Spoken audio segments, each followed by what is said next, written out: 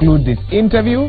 I'm sure we need a lot of water after this particular interview because of the hot issues that are being discussed here, and lots of you SMSing us to talk about this particular issue. A plot by members of parliament is what the Daily Nation tells us to reject Serem salary cuts. Let me, in all fairness, read the headline in the Standard, which says that, let me see, I had it here. Wanga, they quote Homa Bay woman rep-elect Gladys Wanga, will reject lower pay for members of parliament. And of course, a lot of you sending messages here. Let me read a few. Let me see here.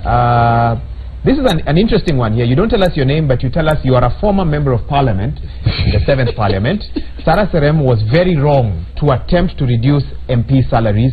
Does she know what MPs go through daily? Can anyone answer that question? Come in. Let me answer it. What do they go through daily? They go through, they are actually lying on the bed that they make for themselves. I said here earlier, they are in that parliament to make laws. The aspect of representation, and I need to disabuse something my colleague said here, that MPs only work on Tuesdays in the afternoon up to Thursdays in the afternoon.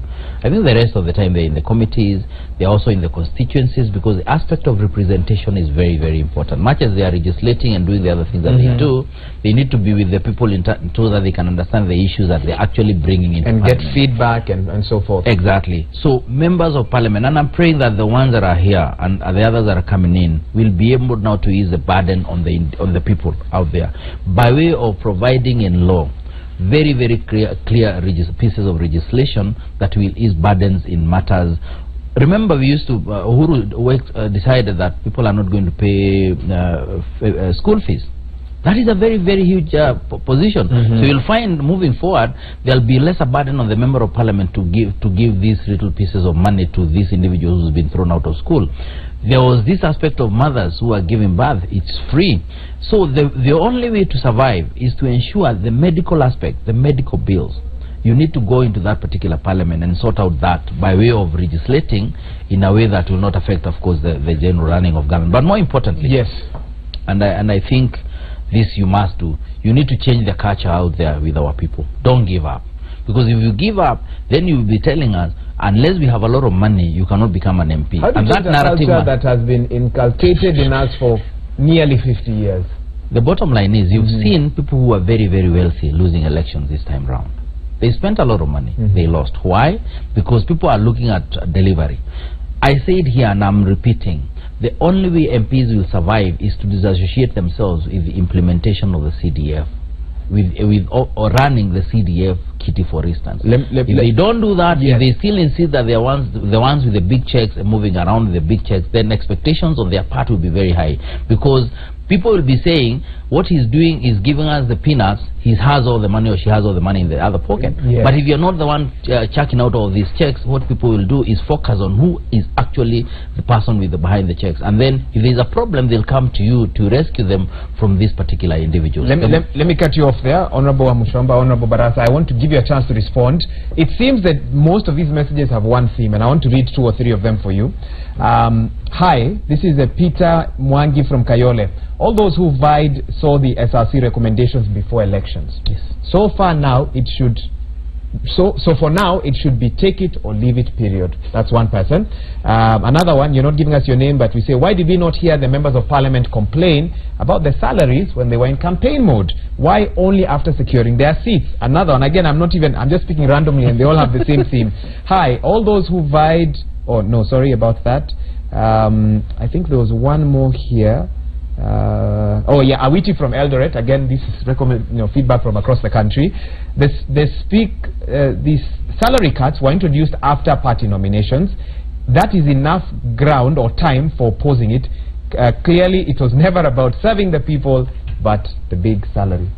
Who wants to go first? We'll start with you, Honorable Barasa. I think what is important that Kenyans should understand, and my good friend should understand, is that the expectation of the Kenyan voter is different from the expectation of a voter in the United Kingdom or other countries. And also, the problem that we have... What is the difference? Paint a picture for us. For example, I'll give you an example. In the UK, a member of parliament can walk on the streets for 2 hours. Nobody follows him. But in Kenya, you walk on the streets for 15 minutes, you address a political rally. How has your life changed? How has your life changed after you won your election? What changes have you seen that?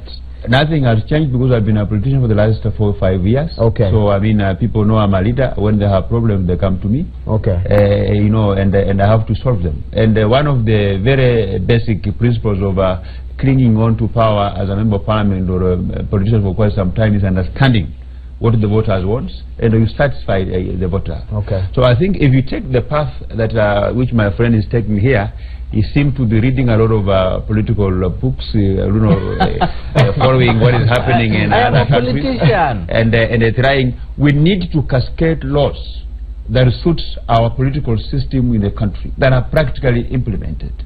Because you cannot sit down and say that what is going on in CDF, I'm not aware, I'm just a patron. I mean, what is your role? I think that's not. Let him finish.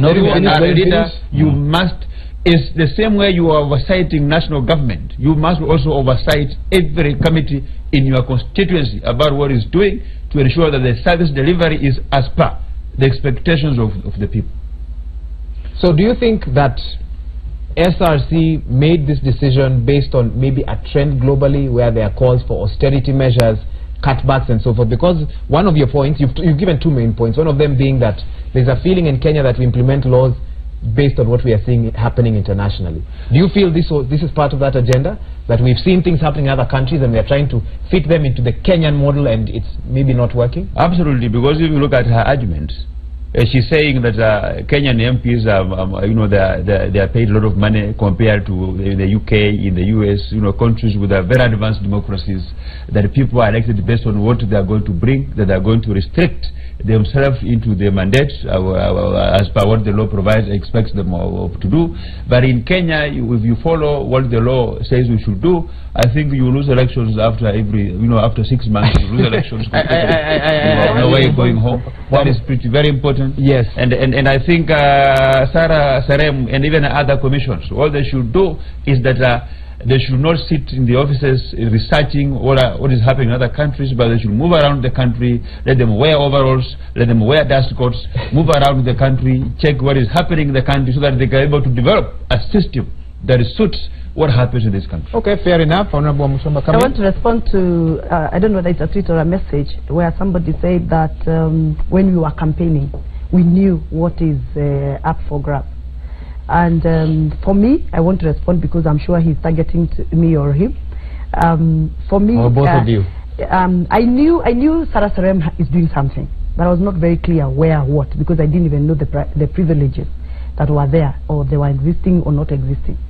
But I never really, and I want to be very sincere, I never really focused on the money aspect. For me, I was really hungry, looking for a platform to do what I do at a better level. I was really looking for an opportunity where I would be able to serve my people better, maybe listen to them more, and maybe mingle with them more. I was really not really focused on the money aspect, and I want to be very honest today. Even if I was told, go to that parliament and you have no salary, you have no salary, just like I have no salary right now, I will survive. Because it is by the grace of God that I've been able to do what I've been able to do in the past. And I do believe if I'm doing God's work, He shall provide. There's a worry by people watching, and some being your voters, that you're changing your narrative because of the feedback you got yesterday. Not really. What would you tell them? My brother, I have been on the ground for quite many years. I don't want to blow my trumpet here and say what I've been doing, but I'm sure my viewers and many people who are following our discussion somehow have an idea of what I'm talking about. I have actually even done serious fundraisers to propel the projects I've been doing on the ground. And I believe that is one of the aspects that made Kiambu people give me the amazing number of votes that they gave me. And therefore, it would not be right for me to come here and say that for me to be able to serve them better, I must have money. And that money must come from salaries. That money can come from other sources. I'm a businesswoman. I have my businesses that I do carry on. I can still continue the way I've been continuing and survive. What I'm thinking in future, not now, but in future, I do believe that we have had the best performance members of parliament who are rated. I don't know who rates them, but I see billboards all over. the best CDF patron in Kenya, the best debater in Kenya. I think that aspect of evaluation, which is part and process of Sarah Serem's work, should be put more weight. So performance based, those that are called the performers, the best debaters, the best, the productive members of parliament in select committees, the best in patronizing their CDF, should probably be given some priorities when it comes to some of these salaries allocations. That's my take for future. But for now, I do know the fundamentals behind slashing salaries. Was that our wage bill was way too high, bloated, and we were not able to sustain some of the government functions. And if that's the scenario even now, why not slash? And why not? Final question, because Dunstan is itching to come into this. Honorable Barasa has told us clearly here that should Parliament move to reject the proposed pay cuts, he will not support that. Will you also? Sorry, if Parliament moves, if the National Assembly moves to reject Sarah Serem's proposed pay cuts, he will not be among the group that are moving to reject those proposed probably pay cuts. Because he is contented. He has said so. So I want to ask you as well. I said it. Even if it's 50,000 for me, I have no problem. So we will not hear you on TV or I am not interested. I'm not interested in that debate. Dunstan.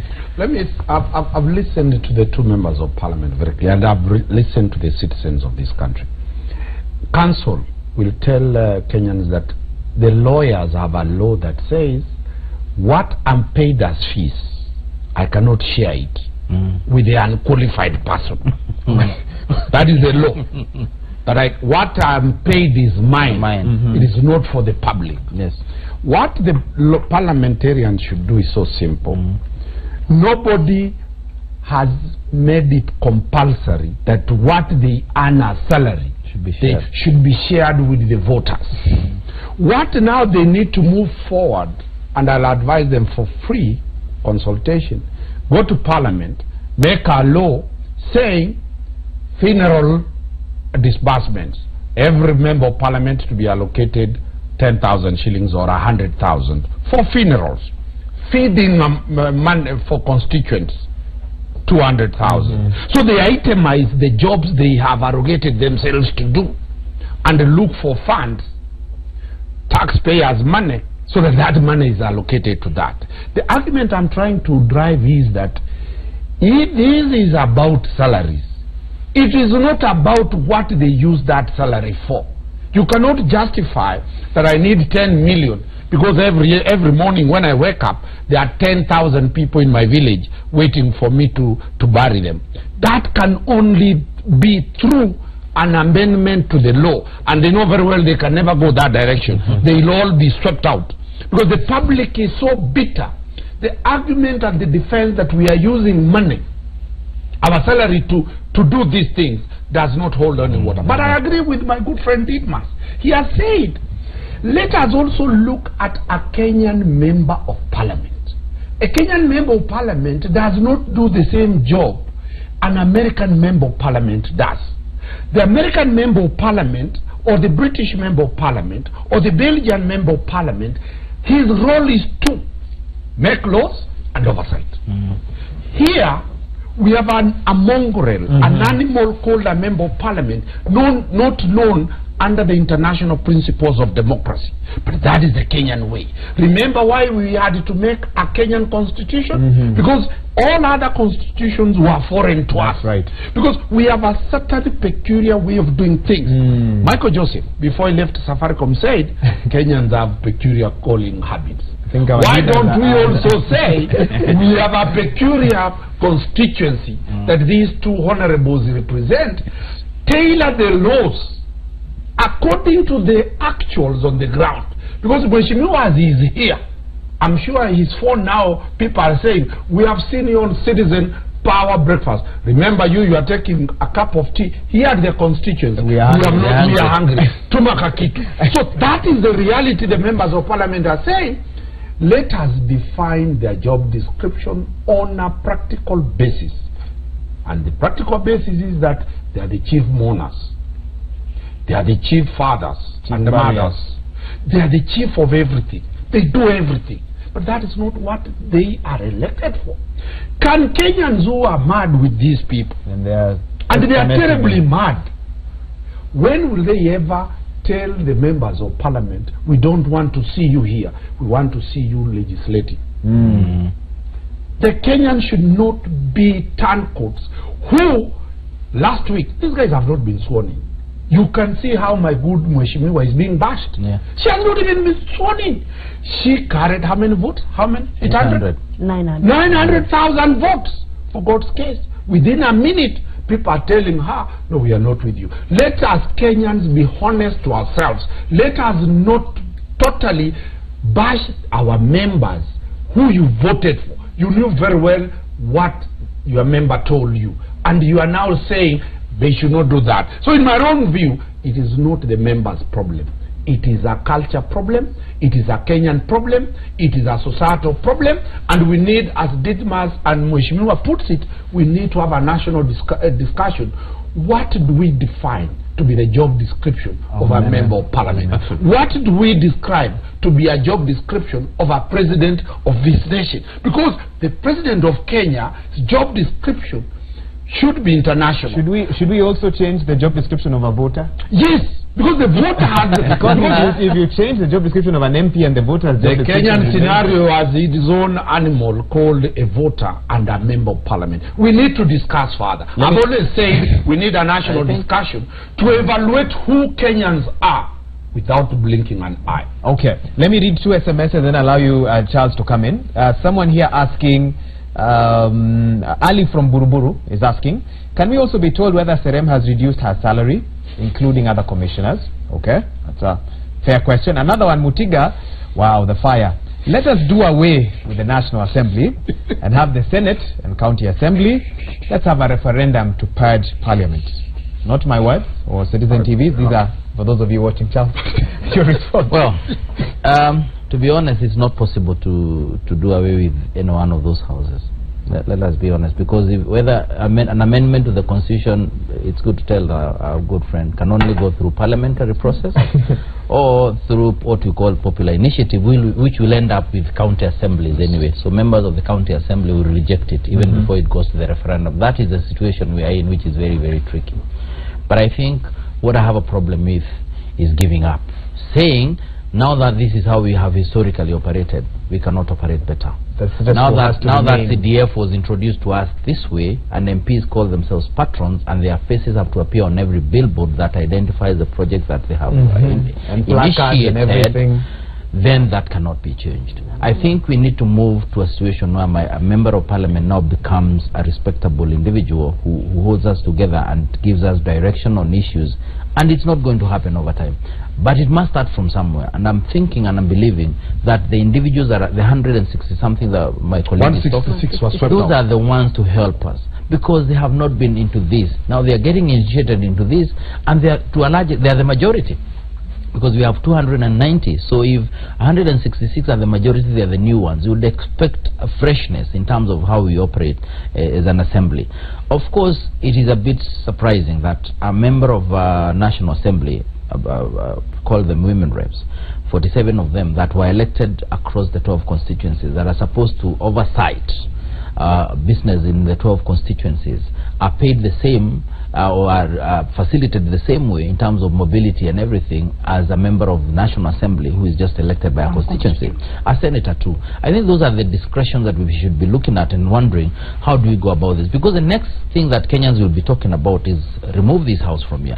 Do you know what? People have refused to honestly understand the role of legislation in everything. Okay. And more importantly, to bring it home, I think our legislators must help us with civic education. I know the material is out there. I know the provisions in the County Governments Act, I think section 100. We have left public, but telling people or showing people how to participate publicly in all these affairs to the county governments. They are not performing. You give them some manuals, the national government, they are not doing anything. People out there have no clue how the county government functions, what Mushomba is supposed to do, what this my colleague is supposed to be doing out there, and until up to that point when people have an idea that this is what you're supposed to be doing, you'll always have a problem with that purpose. So can you go in there, insist on county government performing that all-important function that is provided for in the 4th schedule of civic education, so that our people can start having now a clear idea on how to go about these things. They will stop bashing you. Okay, Honorable Baraza, I want you to respond to some messages here. Okay, Kisa Wekulo says, Honorable Baraza and colleagues, you can start this. Run away from implementing and stick on the huge work of oversight and law formation. So I think some of our viewers are understanding where Charles and Dunstan are driving at. But someone else here says, shame on those members of parliament. When teachers cried foul for pay rise, only principals got 10,000 shillings. Only the rest of us were added around 1,000 to 1,500. The media stated teachers had received a boom. What a sham. Should join the nurses in the strike. So they feel that your circumstances are looked at differently from other civil servants, from other public workers. But Mercy Wambua has a different perspective. She says that I think the big issue is not what MPs should or not earn, but how to iron out the mindset of voters. In the current regime, when someone's child is admitted, then the first source of income is from an elected leader, etc. The point is, even if these leaders were paid 5 million per month, it would still not be enough, especially in cases where one has to be loyal to the voters. Otherwise, they'll continue to siphon these guys to zero. Are you afraid that once you're sworn in, that you're going to be siphoned to zero? That is the truth. Because that's what Basi you see, is predicting about your futures. But when that's you the reality. become a politician, you expect that 3 things will befall you. 1, you can be assassinated anytime. 2, you agree that Not a you laughing will die. matter, Charles. You agree that you will die poor. Okay. Because all the money that you get will go into the people. But what I appreciate is that, and I believe as a Christian, that how healthy one is, how long one lives, depends on how many people are praying for you. The people that you touch their lives, whatever they are doing, they remember you. That's why you even survive, attempted assassinations and all those kind of things. But we must also understand that in life you cannot appease everybody. You can be a good wife, but the husband doesn't appreciate you. Your life has to go on. And I mean, even some of the people that are bashing members of parliament, some of the people that are expressing their displeasure with ourselves, there will be people who are doing it out of envy, maybe because their member of parliament is not educated, they think he is not fit to be in that position, they think they should be the one occupying that position. But to me, most importantly, Dunstan, there is what we call a triangle of knowledge. You don't have to have a university degree to occupy a very big position. Most of the foreign managing directors that are in charge of our institutions, they never saw, they don't have university degrees. But we can do it out of experience. And I think the best, one of the high level of application of knowledge is understanding what our voter needs and satisfying that person. You may be a university professor, but you are in complete detached with the people want. So if you try to want to be a member of parliament, you flop. You'll be beaten by a Matatu tout who has mastered, who has inborn characters to understand what a voter needs. Okay. So it's not just about saying that some of the members of parliament have not gone to the universities. I mean, you look at the role they are playing. Okay. You can I'll have to cut you off there because I know I need to wind up. What I want you to do, which is your camera, I need to take a break rather, beg your pardon. Your camera, I think, is camera 2. I want to give you 30 seconds to talk to your constituents. Of course, they are talking, they are worried, there's a lot that's been happening. What message would you have for them? First, I want to thank the people of the community for giving me this opportunity to serve as their servant in the National Assembly. And I want to tell them that practically I'm not an employee of government, but I'm the employee, and I'll always listen to them. I will do things to make them happy, and even if at times I rub the government the wrong way, because it's very important that my service delivery is tailored to suit what they expect from me and what I've been telling them to do. But what most important also is that they should not shy away from pointing out the area that I need to improve, because it's by that doing that will make me improve and stretch the hands beyond the normal. What would you tell them about the proposed pay cut? Because that's what they really want to hear about. To me, about the proposed pay cut is not an issue. I will continue to serve them with whichever salary that I will get from Parliamentary Service Commission. But I'm only saying that the SRC should follow the law, and we're also going to begin initiating legislations to make them to be paid only for sitting, because I don't think what they are doing is that they have to operate from January to December.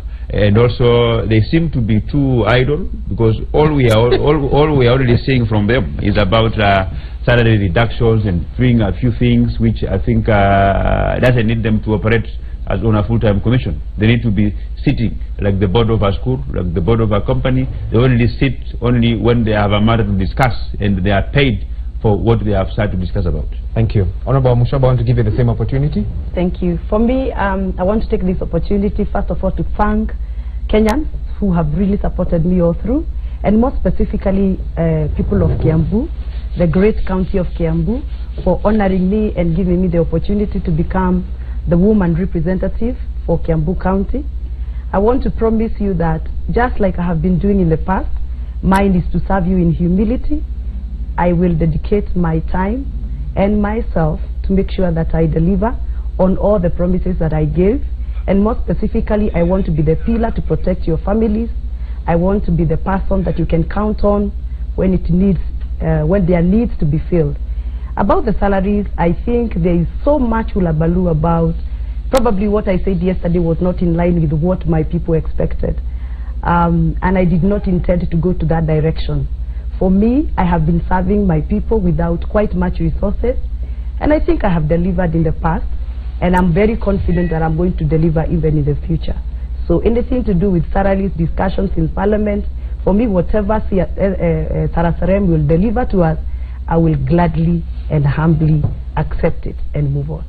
All right. On that note, I think it's time for a quick break now. I don't want to ask my other analysts to add anything to what. You won't.